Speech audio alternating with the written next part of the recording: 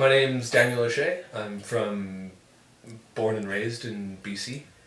I'm also raised in BC, born and raised, and I'm also Daniels Siracusa. That's my name.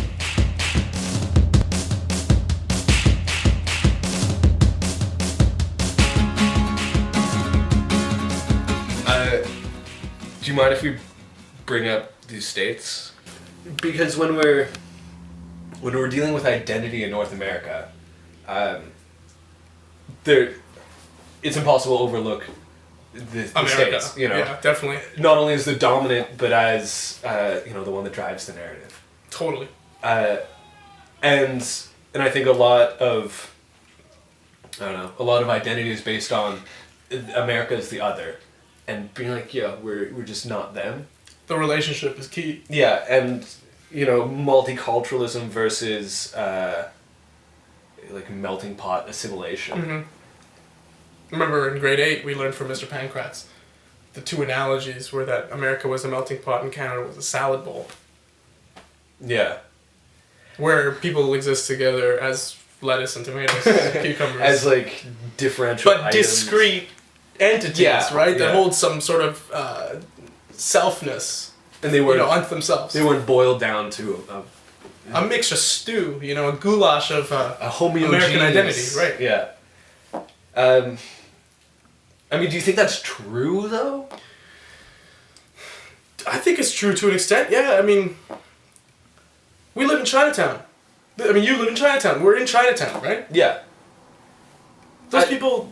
I was looking for orange juice because I wanted to make these hillbilly mimosas. I forgot to buy it at Safeway. You can't find orange juice in any of those markets. You can't buy bread. No, Kimlock Market does not have orange juice. Absolutely not. It's not like America. You go to a market.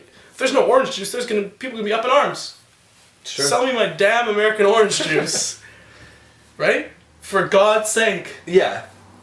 Are they Canadian or are they just do they have a spot in the hotel for a bit? But you see, I think Yann Martel was sort of right. I resent him in that he would say something like that, coming here as an academic and to write a book because of, Canada's a cool place to live. I respect the immigrants who came with zero. Mm-hmm. But he is somewhat right in saying that Canada's a place where people come and stay together. Because, it's been that from the get-go, right? Look, even one of our founding nations in Canada, I'm accepting the natives because that's a whole other story, but the French are a founding nation in Canada, and yet they're somewhat still marginalized. They're somewhat still outsiders in the Canadian narrative, right? Oh, look, the student revolts or protests or whatever in Quebec, I think there would be more attention paid to them, and they'd get more of the stuff they're asking for if it had been in Toronto. Yeah, but that helps them. Quebec is a fucking identity. Definitely. You talk about identity. They have a can culture. lock it down. They have Canada's a culture. This fucking whatever, because we don't have that.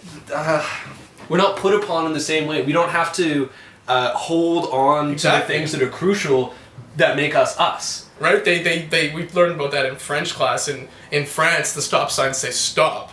Because what do they care? They're French.